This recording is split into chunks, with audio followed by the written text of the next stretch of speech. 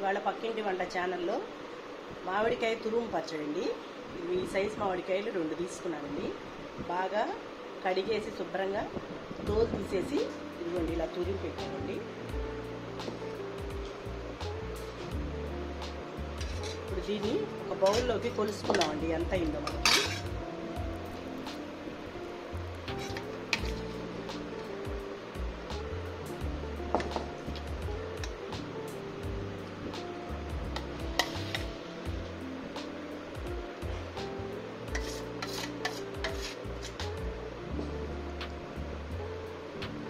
ఇదిగోండి ఈ బౌల్ నిండా అయిందండి.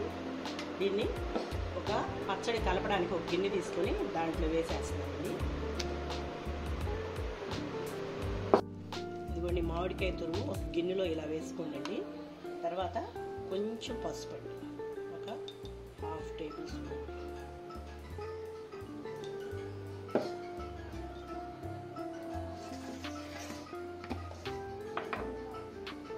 మనం ఈ గిన్నె తీసుకున్నాం కదండి, గిన్నె పావంతు ఉప్పు తీసుకుంటానండి, సాల్ట్.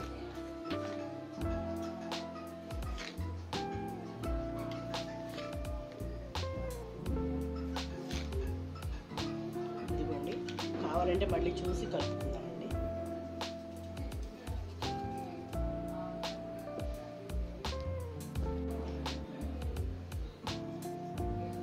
కారం కూడా అంతేనండి. ఆ గిన్నెకి ఒక 4 టేబుల్ స్పూన్లు ఫుల్గా తీసుకుంటే పావుతో ఉంటుందండి.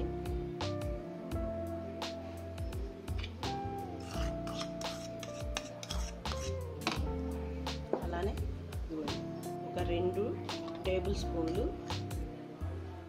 ఆవపిండి తీసుకున్నానండి.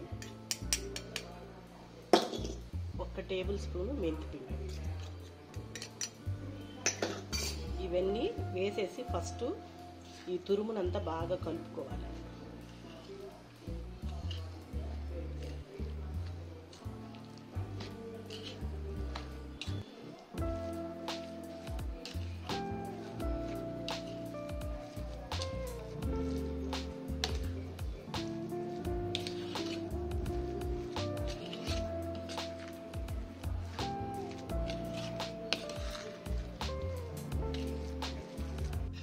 ఇప్పుడు పచ్చడి తాలింపుకి రెడీ చేసుకున్నామండి.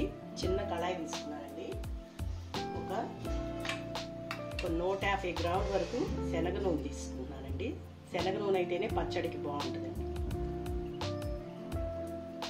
ఒక 150 గ్రామ్స్ తీసుకోండి.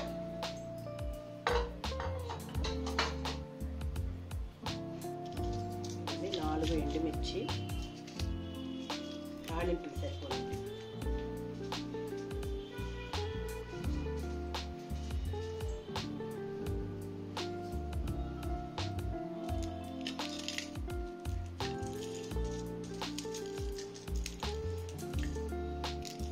ఇదిగోండి నూనె వేడెక్కేలోపు చిన్నుల్లిపాయలండి ఒక చిన్న పాయ తీసుకున్నానండి.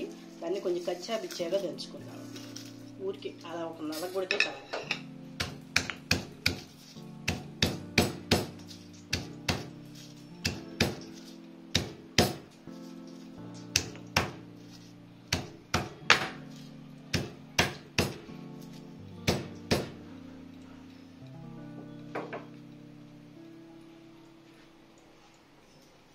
ఆయిల్ వేడెక్కిందండి.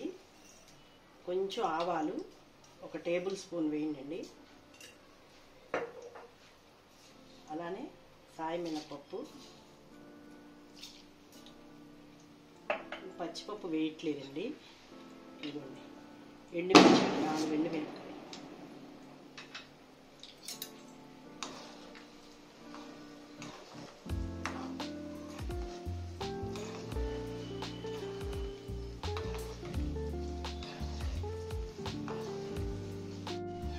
కొంచెం జీలకర్ర వేస్తానండి, 1 టేబుల్ స్పూన్.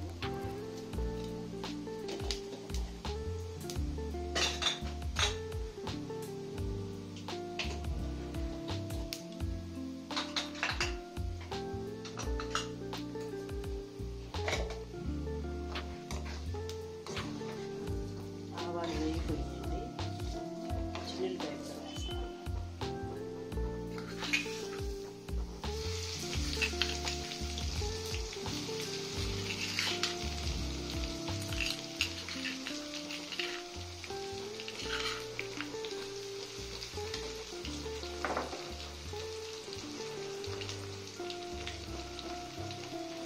కొంచెం కరివేపాకు,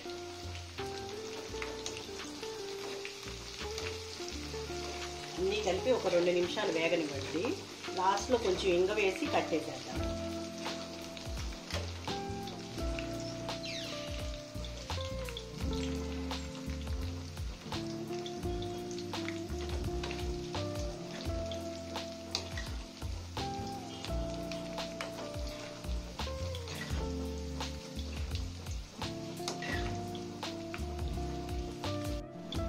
వేగిపోయిందండి. స్టవ్ ఆఫ్ చేసేస్తాను.